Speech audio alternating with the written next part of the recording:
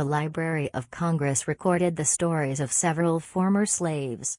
Now, on historyradio.org, we present excerpts from an edited and AI-restored version of their 1941 interview with Aunt Harriet Smith, who was a young girl of 13 when Lincoln issued his Emancipation Proclamation.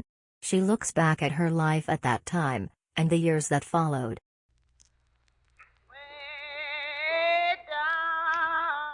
Way down, little children, way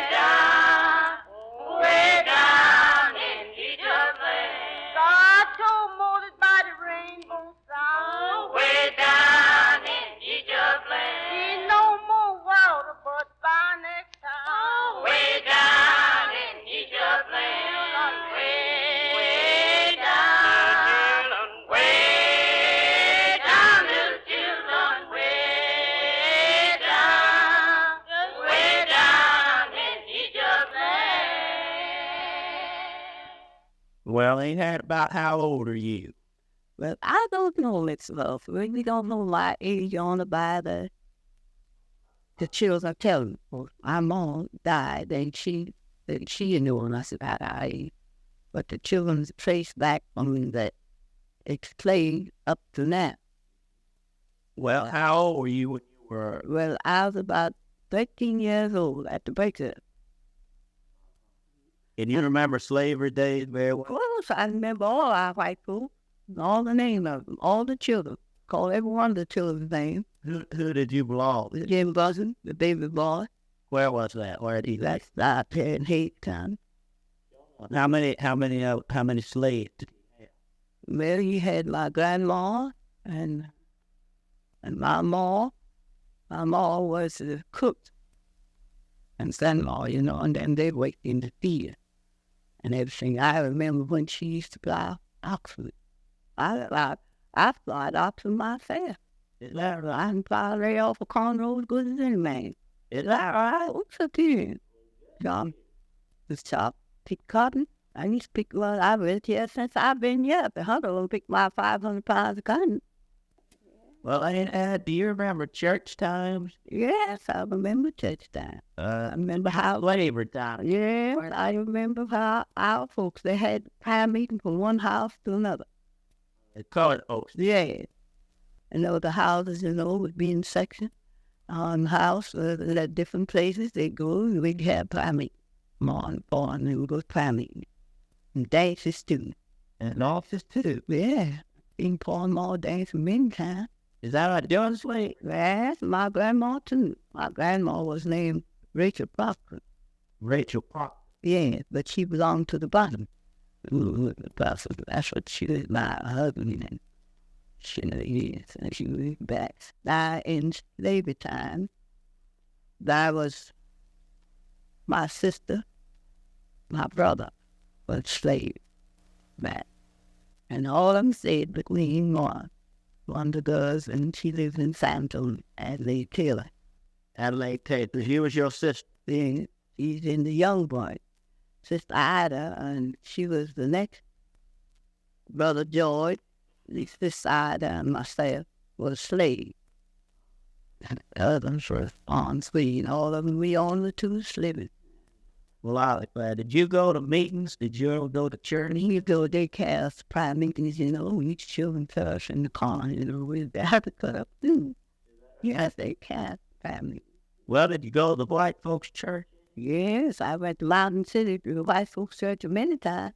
See, the white folks would have church in the morning, then they'd let the colored people have church at their church in the evening.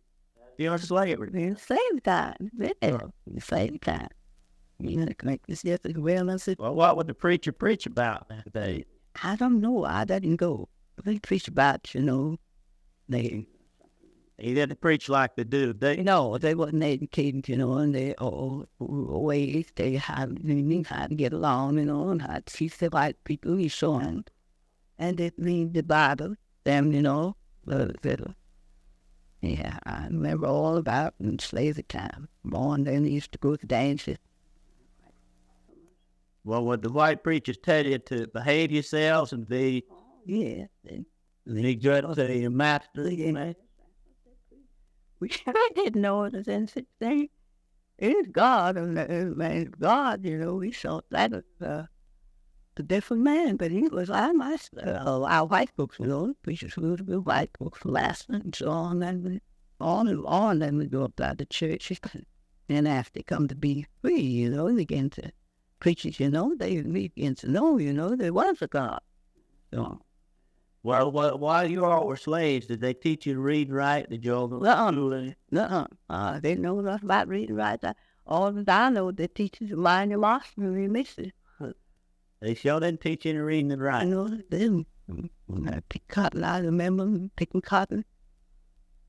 And it was Sunday in the evening, the white folks let the preacher think that our folks go to their church. Well, do you remember any of the songs they sang in those days at church? If I had the books, I could remember them, look and see. I know they sang song. They sang song, "Are We Born to Die?" They'd sing that because they bought. How'd that go? Well, can you remember when the war was going on? Of course I can. I've sat on the fence at the time. Me, cousin Sally, and all of us. Our yard had a white picket fence around the road. Went right along by our house like the road goes along by my house. We stood on that picket fence all day long, seeing them soldiers going back to silent zone in different places. I had to put in their blows and bugles. Them horses are swinging and dancing and all just like that. I remember a long time ago you told me about during the big breakup, the soldiers came by and riding horseback, and you all were sitting on the fence, you children. Do you remember that? Yes, I knew that. Just sat down all day and look at them and pray to see for this music, this is no lie. And soldiers would, and them horses, they'd sing, and them horses dog and fall on the knee, just like that. Oh, wow, they thought. Out of training. Yes, I didn't train. Well, can you remember times right after the big breakup very well? I remember were times pretty hard there? Yes, times hard. We waked then. Our white folks wasn't mean to say colored people, different. There's 7 brothers around. The Shea Bunny, John Bunny, Bob Bunny. We had one more Bunny, and then Kentucky Bill, Don, all that. 7 brothers of them, I know. Some of them lived at Cedar Creek. The mall. Well, what did y'all do after the big breakup? Did y'all leave the place? No, we stayed on the place and rented on the house. Oh, rented on the house. That's what. All our white folks was dead. And the overseer was the breeder, Tom Breeder. And y'all rented on the house? Rented on the house till we bought our home across the creek. Oh, you bought your home. About how long after the big breakup did y'all buy it? I just buy. We didn't buy. Paul bought the home from old Riley across the creek, and we stayed down. And I used to stay with Aunt Rose and Uncle George. They was old folks, had no children, They used to get me to come and stay with them. And when I married, they give me a home on the place. Well, were they white folks? No, colored. Oh, God. Well, how old were you when you married? I don't know, 17, 18 years old. I may be that old. I didn't know my age. Mom didn't never did say we just looked at. Who did you marry? Jim Smith. Yeah. Had he been a slave? Oh, yeah. He was a slave. To the breakup, they sent him. He come from Blackpool and bought a home over across the creek for my old home, John and our home. His father and mother didn't. Goosey. Yeah. Well, he had been freed then, I guess, same time you had. Oh, yes. They lived at Blanco. They bought them a home over in the colony. Rowley had sold the colored people all the homes south. I don't know. That was Riley. A white man named Rowley lived right down the hill from us. They sold Pete Beard a home, Paul home, Uncle David home. Well, I'm glad. And that was right after the big breakup, was it? About 2-3 years after the breakup. Huh. just had a colony in. Then it's all that colony. Where I come from, it got homes out there. That building, they called it now. It wasn't nothing but woods when we bought it. They call it Buda. Yeah. Oh, I know where Buda is at. Well, how'd you marry? Did you have a preacher to marry you? Of course, white preacher married. Did. White preacher married all of us good. Yeah. Wasn't his preacher much when I married. When did you first start going to church then? Well, we go to church then. We had church before. Like the old preachers didn't know us, and on what they heard. Was he a traveling preacher, or was he just in color? Yeah, this pattern, and stop and preach. As a Hayward, he Goins, and so that's our preacher's name. Well, what would they preach about? Can you remember? Well, they just preached that we had a God and a soul to be saved. So. Did it preach good at preach today? No. They don't know. Read the Bible sometimes in places they could read it. Nowadays, people weren't educated because. They weren't. Some of them could read and write at all. No, some of them couldn't read and write at all. That's on the priest. What they heard others say, And some of them did them over and right. Well, what about the songs that they sang? That's what I'm interested in. I didn't go much on the songs. And well, I did sing these old 100s. You know what I mean? Well, these old-time songs. I had the old-time books, hymn books. Well, where would you get those books? They had them selling. Ma and Grandma and them bought them, And my husband bought it. Was your husband Henry Smith, was he a church man?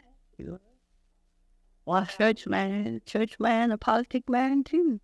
Oh, y'all voted in those days. Yes, my husband was there and known by white folk. Well, when he got killed, the white folk would get crazy about him. That boy that killed my husband, I nursed him when he was a baby. How come him to kill you?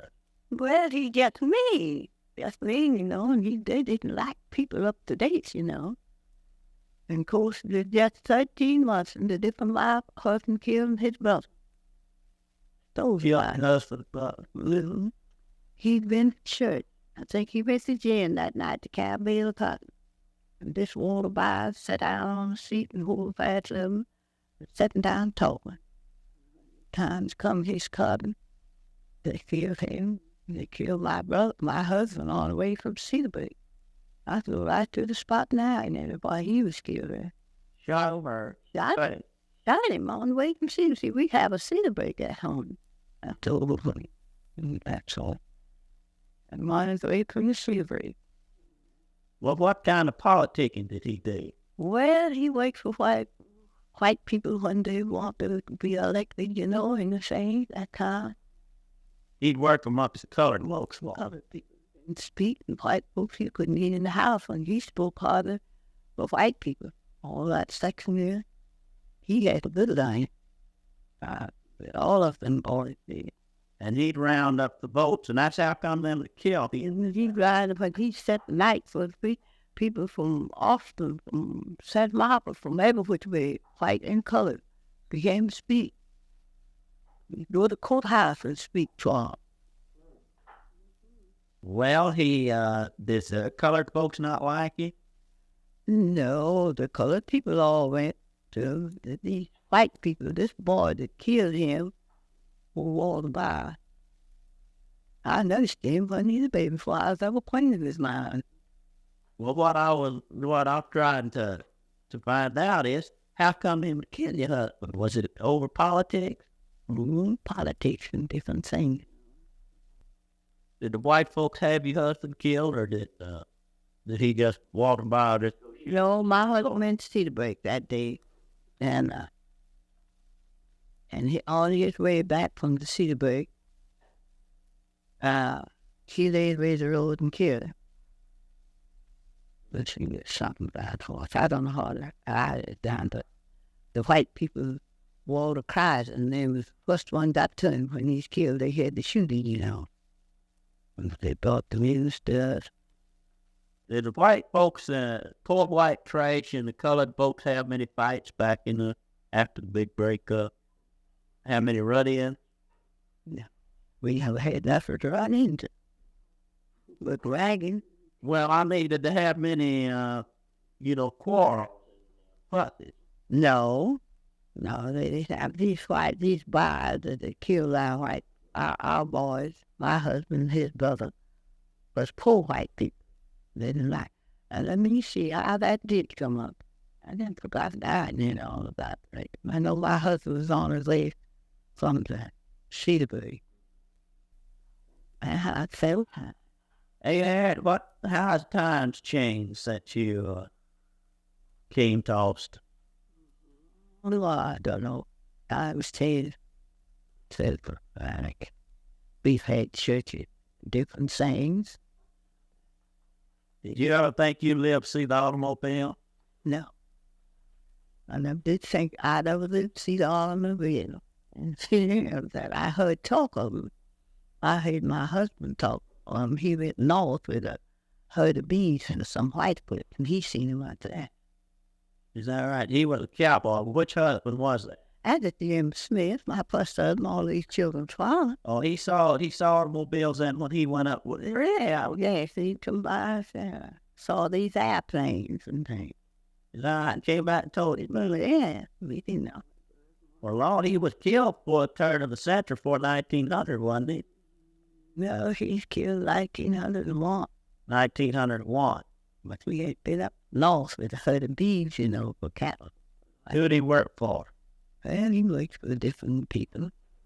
We worked for ourselves, then we bought a home of our own.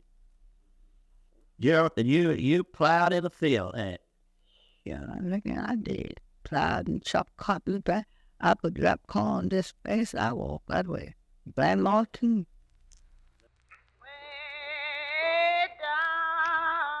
Way down, little children, way down in Egypt's land. God told Moses by the rainbow sound. Way down in Egypt's land. Ain't no more water, but by next time. Way down in Egypt's land. Way down, way down, little children, way down in Egypt's land. You have just heard a 1941 interview from the Library of Congress with a former slave. The audio was AI restored and edited by historyradio.org. At the start and at the end of the program you heard a few seconds of a musical field recording from the American Folklife Center. This is historyradio.org, a free radio stream promoting knowledge of literature and history.